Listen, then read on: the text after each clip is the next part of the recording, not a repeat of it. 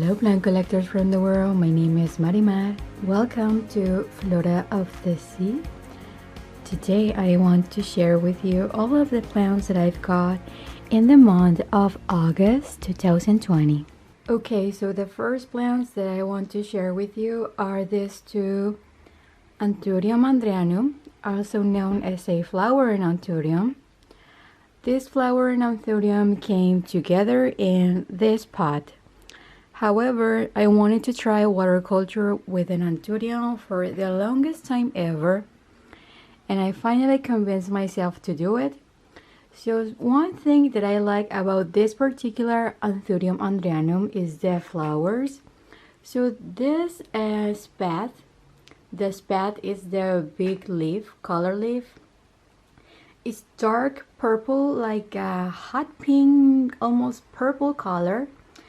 And when the flower is dying, it still looks purple, which is awesome. We can see that this dying plant, this dying flower is kind of getting a little bit brown.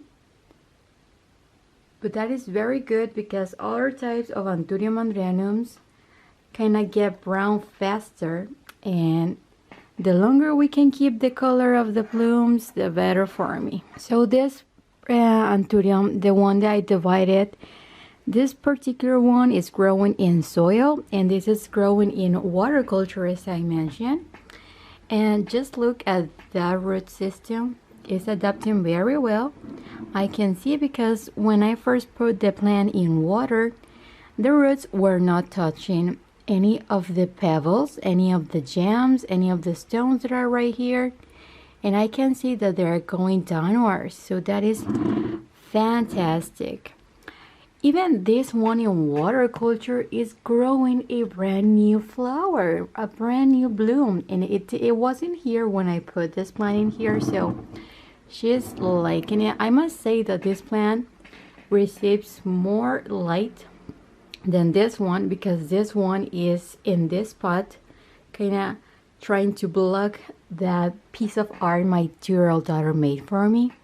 And this one I have been experimenting with diffuse light, and lately I put it in my purple grow light section, and I'm seeing if this plant can do well. So far the leaves are doing fine, but it hasn't produced any new blooms, so I'm gonna still be kind of experimenting with this.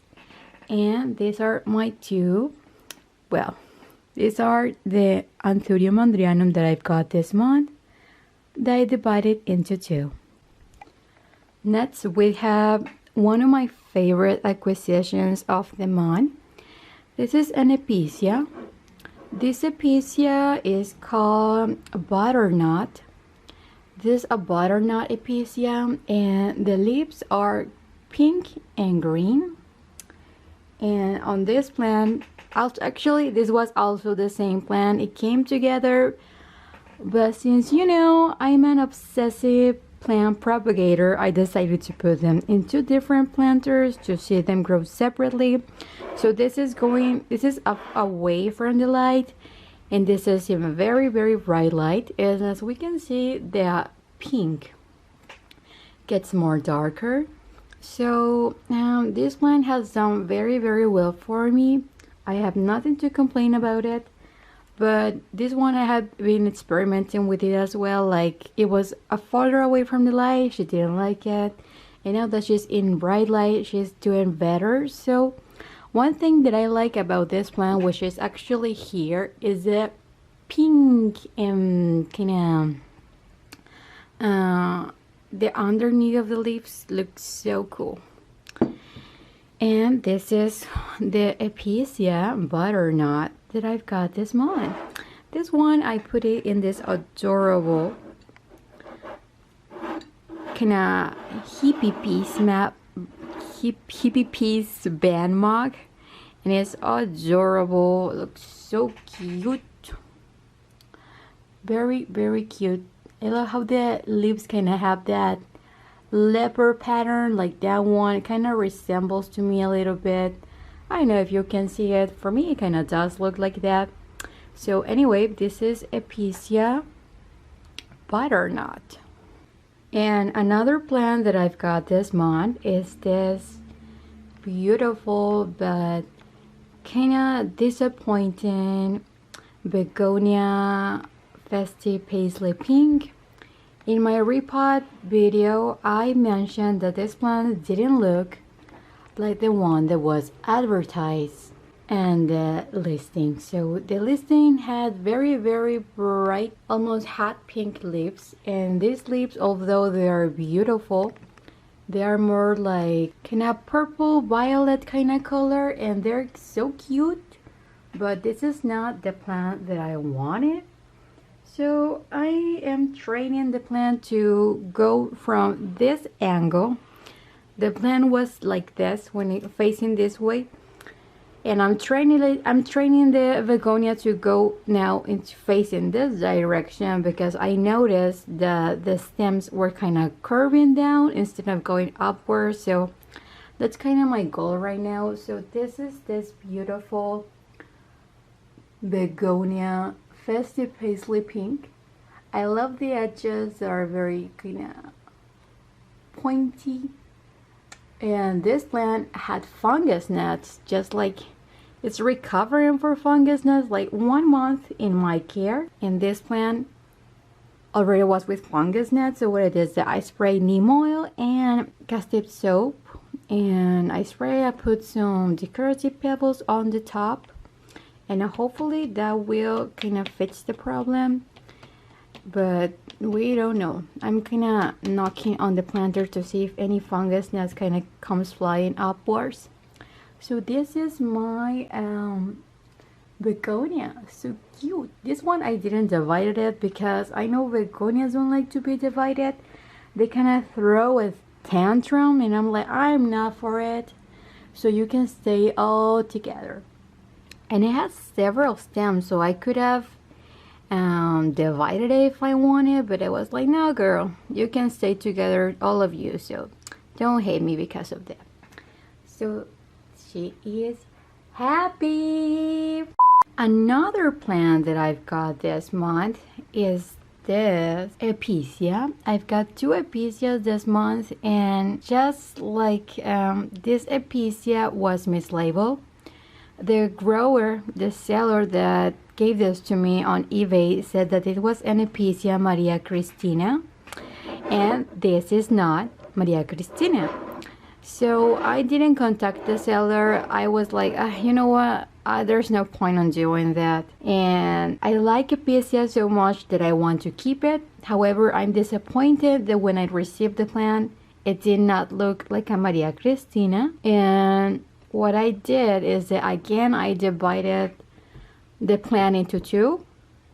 I put the largest cutting here and the smallest cutting here, and definitely this one is doing better because it's in brighter light. So I was, maybe if I put this plant in very bright light, they will get like with hot pink veining like a real Maria Christina. But so far this plant is looking very brown and green. So this is an unknown variety. I still have to kind of find out which variety is this, because this is not Maria Christina. Yeah, this is another Epicia that I got. This next plant that I have here is an Oxalis. This is a miniature Oxalis. The variety is called Plum Crazy.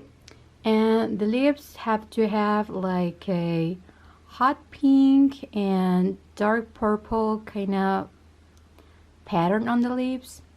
Some leaves have it, but I'm kind of concerned because I know that Oxalis go dormant and it is very late in the season. We're almost 2 days away from September. So if this plant starts dying without actually having make a very good corm for survival in the winter, I'm not too sure if it's gonna come back next year. Hopefully she will.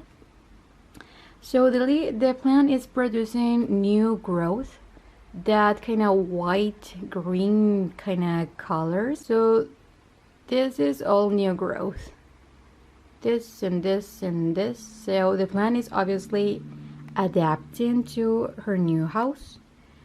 But since this is the first time for me, and I don't know of many people who have grown this plant, it's kind of like trial and error right now. Like I don't know anybody who has the plant, so practically I'm alone in this. Like if something happens, like I know the leaves are supposed to look more like a flower, and they're kind of looking more like an umbrella right now. So oh goodness, talk about a plant that is unpredictable, and I don't know how to fix because nobody else has the plant. So yeah, anyway, this is an oxalis that is growing in a candle holder. So this next plant is kind of hard to show on camera because it's literally black.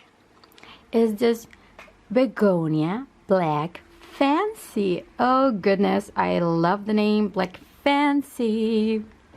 It's so cute. So this plant is a begonia and it is currently growing in 2 different containers, and I did not propagate it or divide this on purpose. Let me tell you very quickly about the story. So a few days ago I received this on the mail. I bought it on Etsy and I was unboxing it, and suddenly I grabbed the pot in which it came, which is this one, and the 2 plants kind of fell out of it. So there was just cuttings put in soil. They were not like established with roots and like attached to the soil of the pot, if you understand what I'm trying to say. So they were just cuttings put in the soil, and I was like, oh man, that's not good, because that reduces the chances of the plant kind of surviving in my care. So I was like, since they're already cuttings, I might as well put it in different pots to see if they kind of do better in different like situations, and I have double chances of this plant surviving, I think. So that's why this plant kind of is growing away from each other. Well, actually right now they're kind of together. This plant, let me tell you something, is awesome. Awesome. It's like kind of leather leaves. Like if you could touch this plant, it feels like a leather purse. It kind of looks kind of velvet. Again, it's so hard to show you right now because of the lighting. It's kind of velvety. It's gonna have like a rose, like a flower kind of shape looking, and the texture is leathery. So cute. This is this Black Fancy Begonia, which is like, okay, of course I like you, I adore you, you are so freaking adorable. I just hope you have time to develop the right amount of roots to kind of survive with me. Please. Thank you, Black Fancy Begonia. Okay, so this is kind of like the plant that I'm going to show you at last. This is one of the first plants that I bought recently in the month. However, it's the last one that I'm going to show you because one is the largest one. I mean, all of those are tiny and cute, and this is very big. This is a Guzmania. This is a Guzmania that is a type of bromeliad, and this plant is currently letting go of this foliage, this body of foliage. So this plant had a beautiful pink flower and bloom going upwards, and that bloom lasted 4 weeks. I wish it could have lasted a little bit more, but you know, the inflorescence was at this last bloom cycle, and after the plant produces a bloom, it starts producing a new body, which is right there, like that kind of thing right here. This is her new body. So that baby, this baby is gonna grow into this in the next 2 years. So this is a plant that is not recommended to regular people who are into plants, because they're gonna think that the plant's gonna die, but the plant's not dying, she's just producing a new body. And I'm gonna make a video all about this plant very soon and what I'm going to do with it. So this is, and what I'm going to do with it. So this is my beautiful, I mean, look at this dark foliage, it's still beautiful, come on. So this is a Guzmania, and this is a pink Guzmania, and all of this are also, of course, pink. Like this was supposed to look pink, but you know, Miss Label Episia, that was supposed to be pink, but it's kind of like purple violet. Still love it. This is a purple Anthurium, but it looks kind of pink on camera. And then we have a pink and purple Oxalis right here. And then we have the two, well, actually the one Begonia Black Fancy, which is adorable. Then we have my Episias Butternut. Like this foliage is a yes. Like come on, look, like pink and then yellowish and then green, like a freaking rainbow. It's adorable. I love it. And this is another Episia Unknown, which I'm gonna let it go. I don't know the variety of the name, because Epicias, there are like a freaking million varieties and hybrids. Oh Lord, if you know about the name of the variety of this Episia, please let me know. But we all know Epicias are not, and I repeat, not popular here. So I'm gonna have my doubts if I will ever know the name of this plant. And we have the Guzmania. So these are all of the plants that I've got this month, you guys. Thank you so much for tuning in with me again. Sorry about the lighting today, but you know, overcast, and I kind of do what I can because it's about, let me see the clock. So my daughter, that baby right there, wakes up at 9:20 and it's already 9:30, so I'm kind of counting my 1, 2, 3. She's gonna start crying in 1, 2, 3. She cried. Oh no, God, why?